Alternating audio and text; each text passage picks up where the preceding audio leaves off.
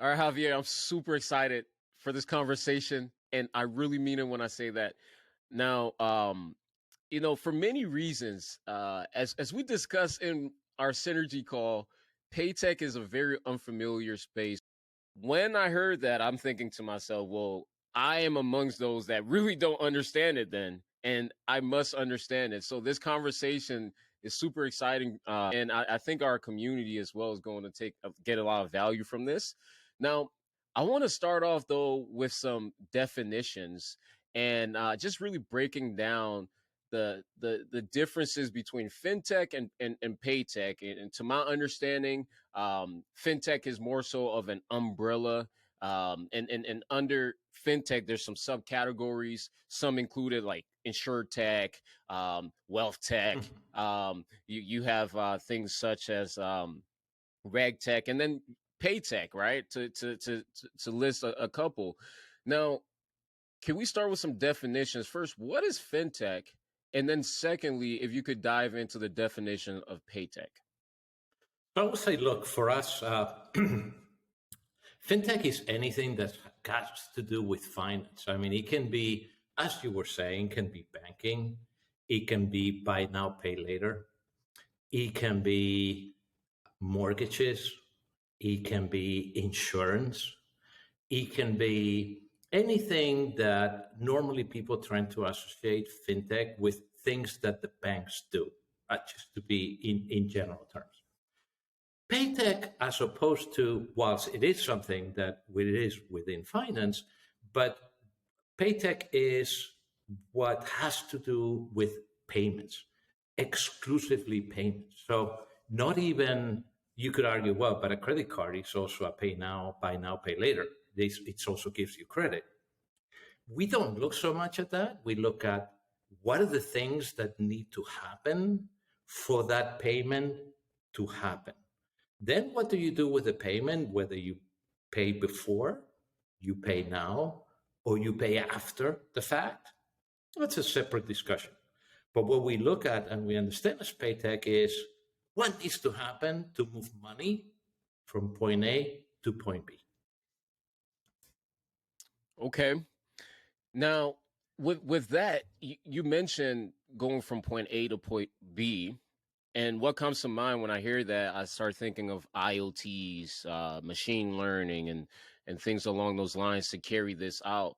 What significant role does IoT play in this fintech, paytech space?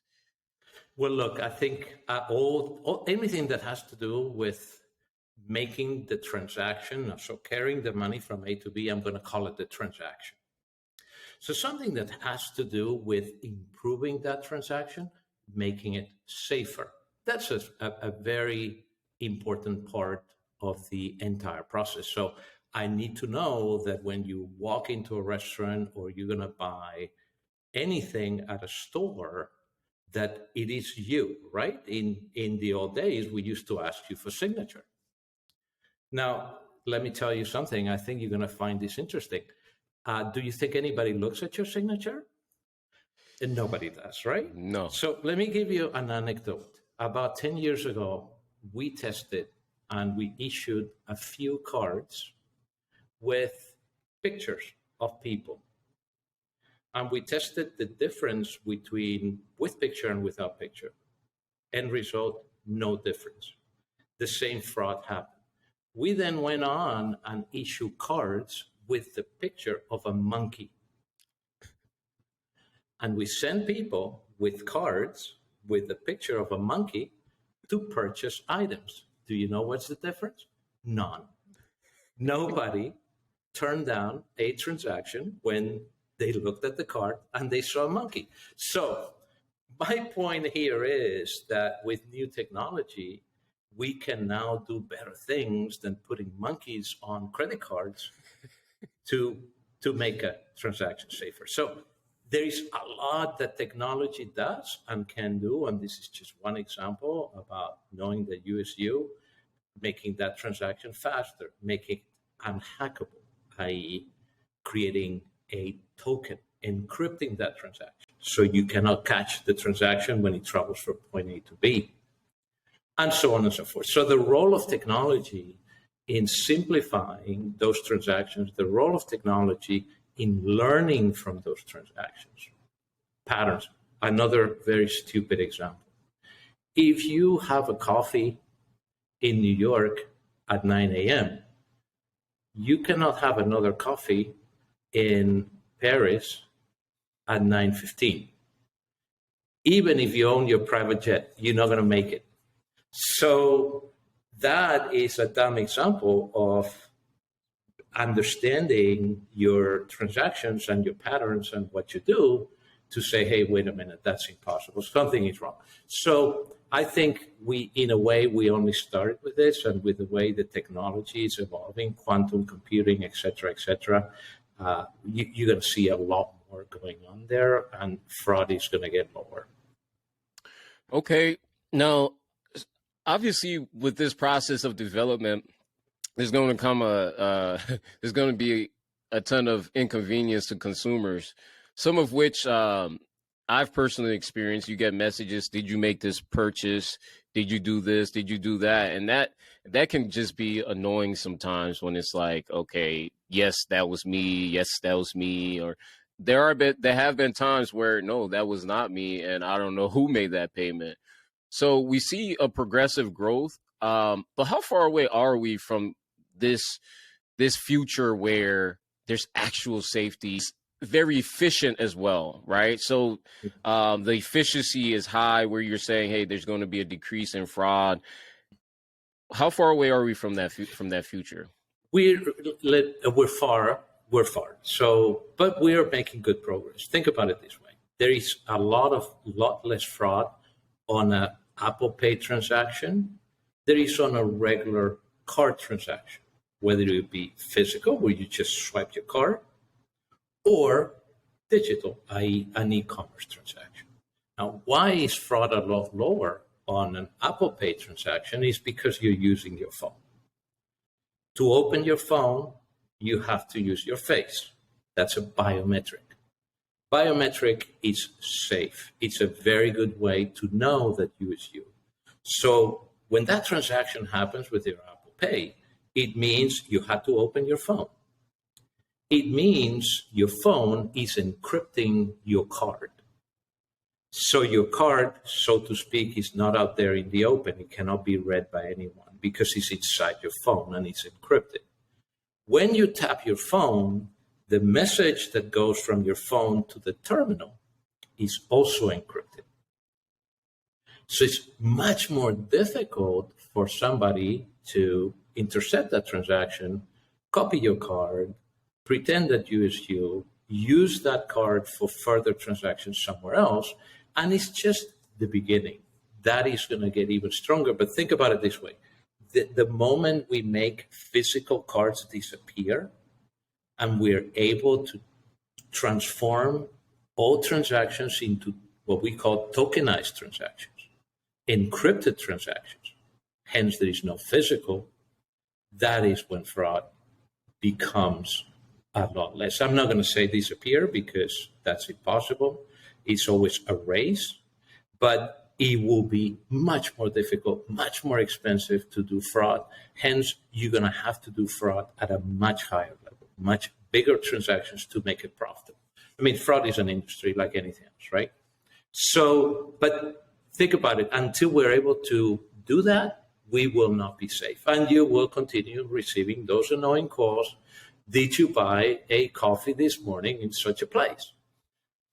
Yes, no, whatever, which is not pleasant, or your card being blocked.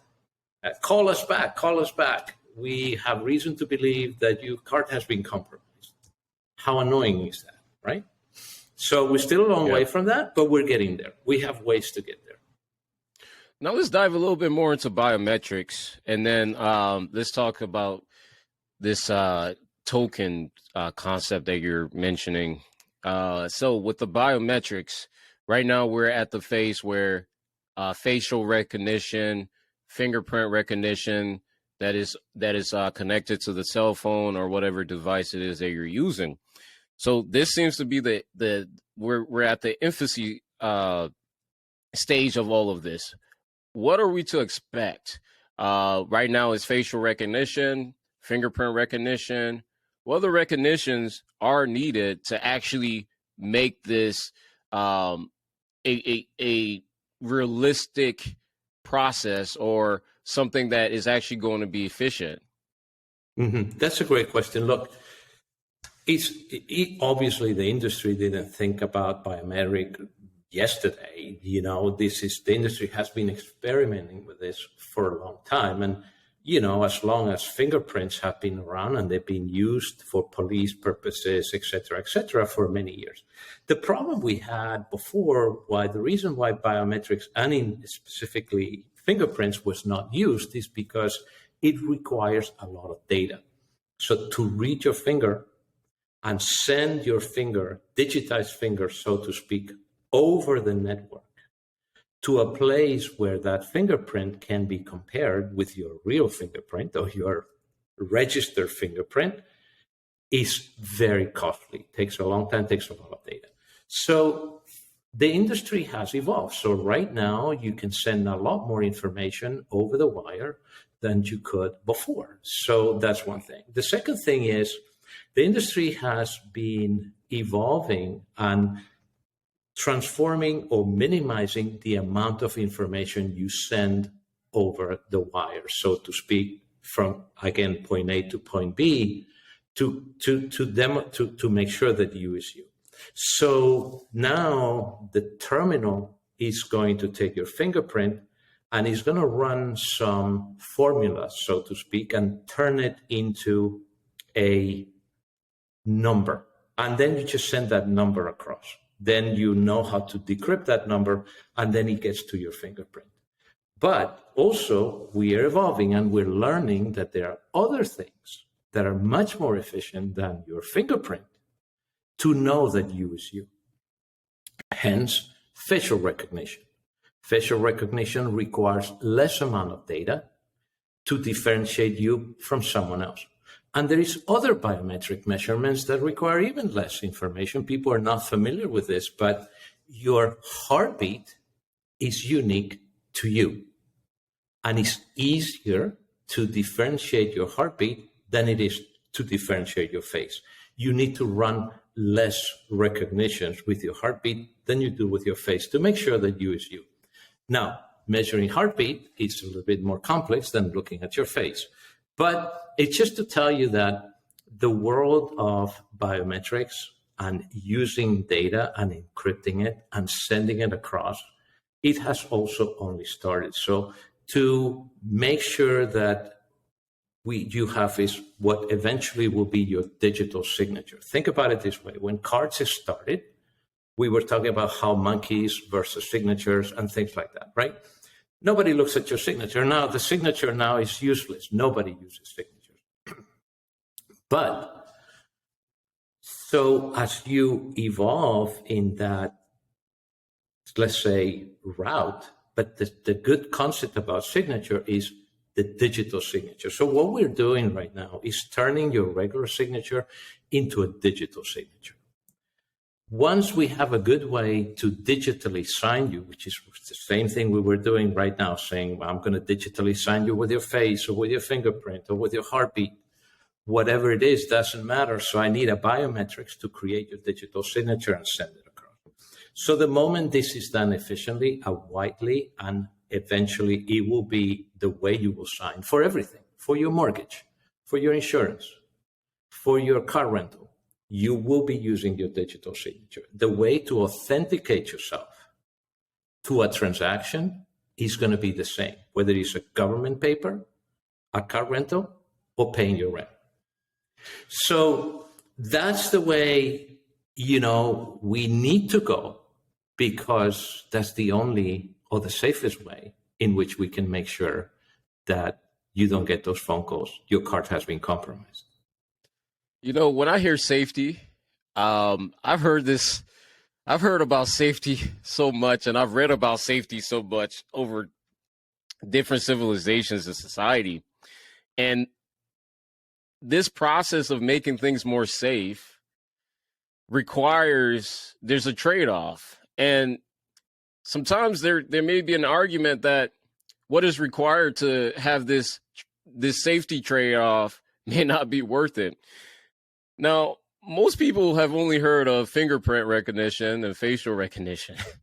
Now you're introducing something that kind of sounds a little bit invasive or intrusive, let me say, when we're talking about heart recognition. And then to elevate things to a whole nother level, we find that there are complexities to actually, even though it's more efficient than facial or fingerprint recognition, it seems to be a bit more of a tricky process to bring into fruition. And I can't help but posit that the reason is because it's going to have to, it's an invasive process. Am I wrong in this assumption, or what really is going on here? No, you're right. I mean, there is a trade-off. There's no doubt about it. There's no doubt about it. You know, safety means giving up freedoms. I mean, the moment that you agree to use you and kind of prove that you is you in an irrefutable way, you're going to have to give away some of your freedoms.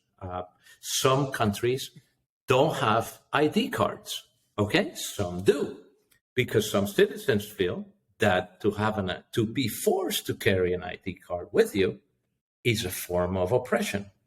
And fair enough. I personally don't mind, but I get it. Just a lot of people worry about that, and I get that, and I respect it. So I think what's going to happen is that unavoidably, because of technology and because of the need to guarantee that your persona, if you like, your digital persona, you either play the game or you don't.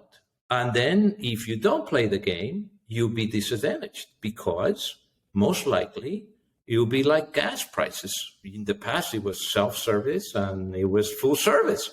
And you're going to have something similar, because the cost of paying without proving that you is going to be higher, just because there's going to be bigger fraud.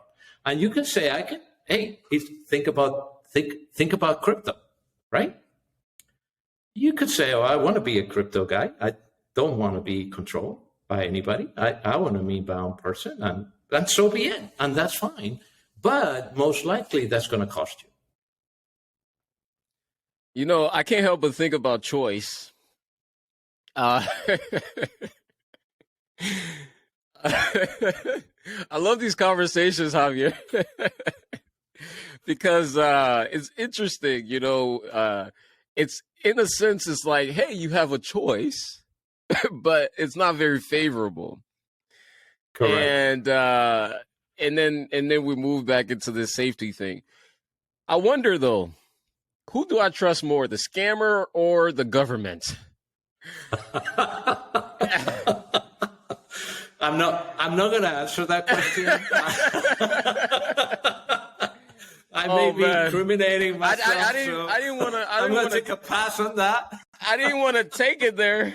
But I'm sure it won't be fair to our audience if I don't ask this question, because I'm sure there's so many that are asking this and thinking this right now. Maybe I'm just the oddball that's thinking this, but who do we trust? And it seems like a crazy thing to say, but again, when we take a glance at history, I don't think it's an unfair question. So I wonder then, Javier, though I do believe that this is going to be the future, and when we're looking at human tendencies, we like life that's a little bit more easy for us, and you know, so I know this is going to come to pass, but what are your predictions in how all these different systems are going to be integrated, and how are we as a human race, how do you see us really connecting to the internet, to IoTs, to machines, and to make this a reality? You have no choice. Again, you have a choice, but you don't really have a choice, as you were saying before. So, yeah. So, look, right now at the stage of development we are at the moment, we're using the phone, right? Because there's a lot of processing capability on that phone. So, right now, I was telling you about Apple Pay, how we're using the computer power in the phone to tokenize that transaction. Okay. Now, going forward, once we can do that in cloud, we don't need that, right? We can do that in the cloud. In other words, we can have your digital signature, we can have your persona in the cloud. So picture the following. You enter into a shop, into a restaurant, whatever, it doesn't matter. Here, let me make it a little bit dramatic. We recognize your heartbeat. Okay? Your heartbeat's different. Or we recognize your face because you're walking into a restaurant, you're looking into a camera. And now that goes up onto the cloud. Now I know that you are in restaurant X. Now I know a hell of a lot of things about you because I see everything you do every day. I see where you walk. I see what you pay. I see what you eat. I see what you dress. I see which colors you like. So I say, hey, welcome to my restaurant. It's good to see you today. Hey, I have a special for you. And by the way, I know you like shrimp. So I have a shrimp dish that you're going to love. You want to try it? And then, by the way, go to table 6. It's your favorite. You're going to like it. And then you're going to go to your table. You haven't seen anybody yet. A person will show up, or a little robot. Have you seen those little robots that go around, white collar with a little tray? Yeah. So a little robot is going to come to table 6 with your shrimp. You're going to eat your shrimp. And you're going to walk out because I know you just walked out. I know who you are. I have your credit card number. I'm going to charge your card. I'll send you a message. By the way, you just been here and there. You just ate $20, which I'm charging you. And then you're going to say, sure, no problem. Or you're going to say nothing. And then because you would have also put in your parameters in the system as what you want to authorize or not. And that's it. And you're done. And you forgot that you need to pay. You forgot that maybe you need to order because the suggestion was acceptable. But is that bad though? You know that on average, every time you finish your meal in a restaurant and you raise your hand because you want to pay, you know how long it takes for you to pay on average? 12 minutes. It's almost a quarter of an hour that you're losing, missing, wasting. Okay, you can do emails or whatever, or play on your whatever phone or text someone, but it's a waste. Are you willing to pay the price? Maybe you are, maybe you're not, but it's going to be about that choice. And I don't think it's a bad thing to give people choice. But to your point, is it real? Javier, pleasure. Look, I am starting with saying this again for everyone who's watching. You may be wondering, hold on, what just happened? Hugh, you just had a white t-shirt on, now you have a black t-shirt. And by the way, whenever you meet me, I'm either going to be wearing a white t-shirt, black t-shirt, or a gray t-shirt. Very simple. But I dressed up for this occasion here and made sure everything is good. Mr. Javier here, man, I took a moment and I went back and I reflected on our conversation and just all the time that you've shared with me and our audience so far in the back end. And I'm so thankful. And I'm like, wow, this is a man that has conquered and have done so much in his life, yet so approachable. And we can have this conversation. And you agreed after we had some technical issues that kind of stopped our last recording, and here we are again. When we last had our conversation, the agreement was, hey, we're going to wear the same shirt, but I didn't hold my end of the bargain. I ended up changing my shirt, and I have to preface this because I want y'all to know Javier has more than one shirt. Like, this is not the only shirt that This was planned beforehand, so he came back and he held the bargain. I did, so my apologies on that. But I'm super excited to continue where we left off. And part of that, Javier, I was thinking about biometrics, and you mentioned last time it requires less data for, let's say, biometrics such as reading your heart, or maybe some other biometrics that may be a little bit more invasive than the fingerprints or facial recognition. I would have thought facial recognition, fingerprint recognition would have been a lot more simple, would have been a lot more efficient, but evidently that's not the case. And with that being said, we're talking about signatures and determining you as you would call it. So with that being said, I wanted to continue with this biometrics. What are some trends that are happening within the space right now? And most importantly, what would you like our audience to understand, to really know and feel comfortable with when it comes to biometrics and things that may appear to be more invasive?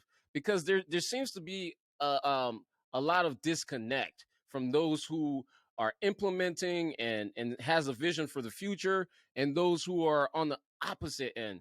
How do we bridge the gap? What is the barrier of understanding, and what would you like our audience to take away from this conversation so far? I think biometrics is really important. I think that we talked about how signature is no longer a valid way of knowing that you is you for a variety of reasons. So biometric is the only way in which we have certainty that when you make a payment, you were that person. And you want that. You want that because you don't want disputes, you don't want to have to prove things, you don't want people to complicate your life. So that's really important. Now, how invasive do you want to be? Or can you be? Or will you be, or will it be? It's difficult to say, and there will be different ways to operate. So there will be a more invasive way, like the heartbeat, for example. Uh, Other things that will come up that will be cheaper and easier just because they need to carry less data around to know that you is you. But there will also be ways to validate if you have a trusted device. Let's say your phone. That's an easy one, right? That may evolve going forward. But for today, let's think about the phone. So if you validate to your phone in a way that is robust, but you feel comfortable that, hey, that's okay. I'm happy for my phone to take my pulse. I'm happy for my phone to read my face. I'm happy for my phone to read my fingerprint. All the three of those at the same time. Now you're validated inside your phone. Your phone can encrypt that information and send it across in an encrypted or tokenized fashion, as we call it. And that gives you the certainty that that private personal information is leaving your phone in a secure way. And I think that should give people the certainty or the, let's say, the peace of mind that their private information is difficult to hack. It's never 100% guaranteed, but it's very difficult to hack. And then you're going to have to decide whether you trust your device or you don't. Let's say you have a phone from brand X. Do you trust that brand that provides you with that device? You're going to authenticate yourself too. And that's going to be the decision you're going to have to. Who do you trust to kind of guarantee that you is you? And that's good for payments, but that's going to be good in general for digital signatures as well. If you do a mortgage, how are you going to digitally sign that mortgage? DocuSign is not enough going forward. It's not robust enough. And I'm using DocuSign as an example. I think DocuSign is great and it's doing the job right now and it works, it's good. But as we move forward, that has to be more robust. And there's that digital signature that you need to do by biometrics, what is really going to guarantee that use you? Now, along those lines, one thing I can't help but think about more is as you talked about devices, there's when we look at the global south, there not many people have access to handheld devices or smart devices. Maybe they still have older cell phones or whatnot. I mean, Africa and places like that, Latin America, there's a growing number, obviously, of mobile users. Matter of fact, I think, if I'm not mistaken, Kenya has the largest users of mobile users than anywhere else. But that's just one place out of many, right?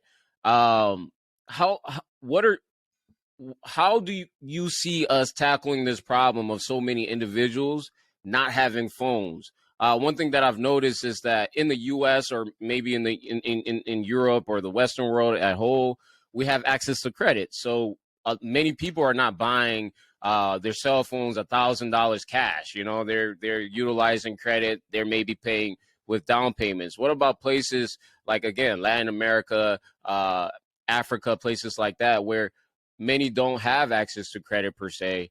How are we bridging the gap so that we can be able to carry this vision out? I think that's a super important question. I think that's the most important thing, or maybe let's say one of the most important things you can do for an individual is to grant them access to the digital world. Just because that's going to help them grow, that's going to help them learn. They can take classes online. They can do a lot of stuff. And I think there is a lot of companies and governments doing really good things on that space. And you talked about Kenya. Let's think about Kenya for a minute. If you think about Kenya, what the government is doing is helping, and this is done normally through private initiative with government support, going to the villages and distributing what I would call prepaid cards. So you go, there is a group of people that comes to your village, and then you identify yourself. They bring a portable machine that is going to read your eye. In this particular case, is through reading of the eye, and that is going to give you it's linked to the government, and that will create your identity with government, which is helpful to receive subsidies, is helpful to vote, is helpful to do a bunch of stuff that a lot of people do not have access to these days, and that we take it for granted.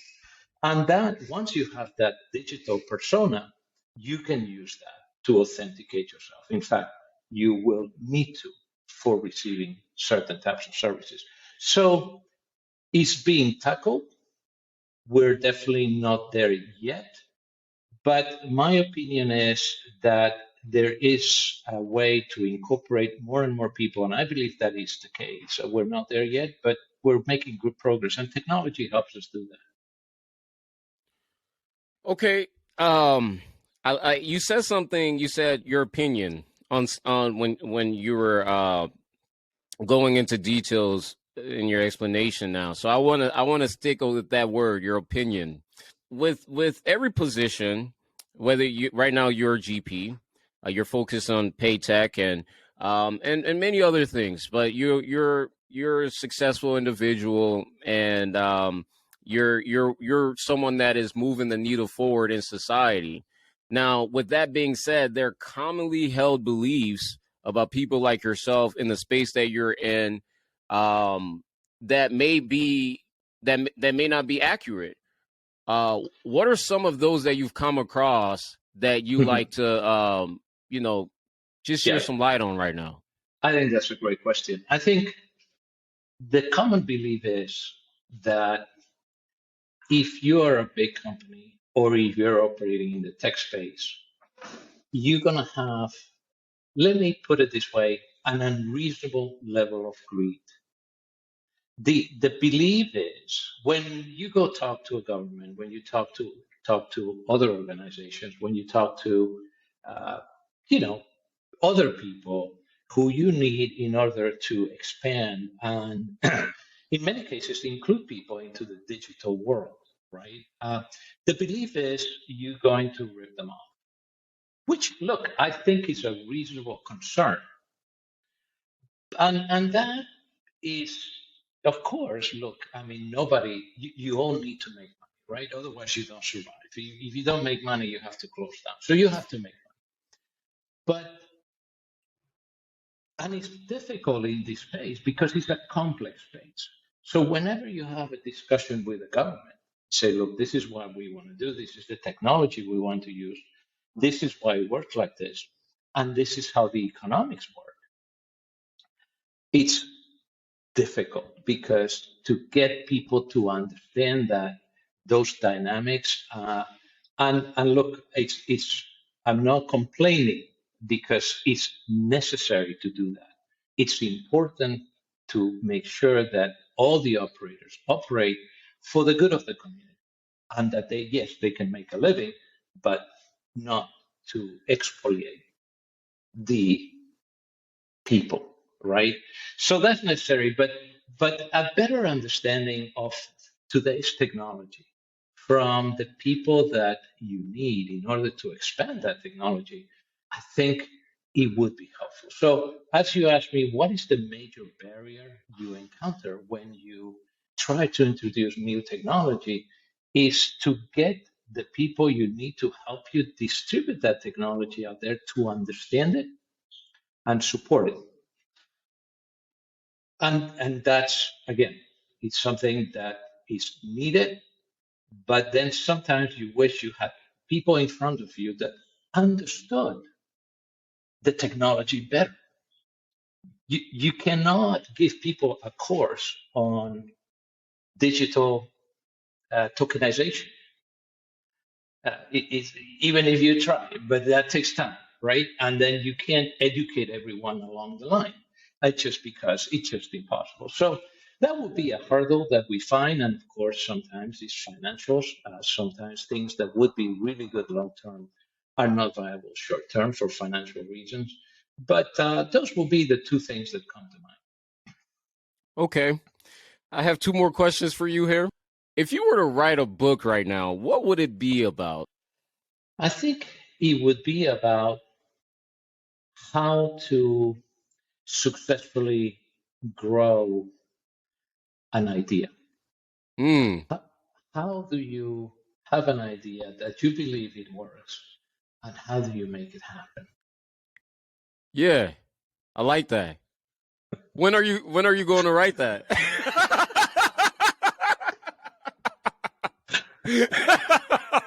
I want to read it. Come on. It'll be a good project for retirement. Yeah, yeah. Oh, come on. We need this right now. I'm sure those who are listening, they're sitting at the edge of their seat like, when is this going to come out, right? No, that sounds like a good one, actually. Yeah. Okay. And by the way, this is coming from someone that took MasterCard from one level to an entirely different level. We're talking billions, right? Under your leadership. So obviously, we need to read that book. We need to see what you see, right? I mean, hey, if you don't want to write it right now, just share it with me and that would be fine. But I want to follow up with this question here. What is one question you wish that I asked that I haven't yet? No, you've been pretty thorough, I have to say. I mean, I think all the important questions are there, uh, like how do you deliver success? What is the technology that's coming? What's important in the payment space? How do you get more people involved? How do you help people get digitalized? If I could use that expression, how do we make technology more common to people? How do we make sure that we make technology that is not invasive? And if it is, that we protect people's interest and people's privacy so you don't get all of a sudden your digital persona gets compromised and all of a sudden you're doing all kinds of stuff that has Right, nothing to do with you, right? right. That is super important. So those are, I think, the big questions that technology needs to continue solving. And think that, technology is a race because there's never an end to it. So by the time you have done something securely, someone is already working on cracking it. And someone that is as good as you and sometimes better. Yeah. so So you have to, you are continuously racing to protect people's interest and privacy. And that's a big race, and it's important. Javier, it's been a pleasure, absolute pleasure having you on the show. And I would love to have you back. I think that we could continue this conversation, and I know there's so much more in that mind of yours that hasn't been shared yet. So feel free to utilize this platform to get it all out. So I appreciate you All joining right. us and sharing value to our community today. Thank you. It was a pleasure. Thanks so much for having me. And I'd love to continue our discussion going forward. And I appreciate the opportunity to share with people the concerns of this payment industry that is so little known and sometimes understood. Yeah. So thanks for giving the platform, and it's a pleasure seeing you. I love your black t-shirt.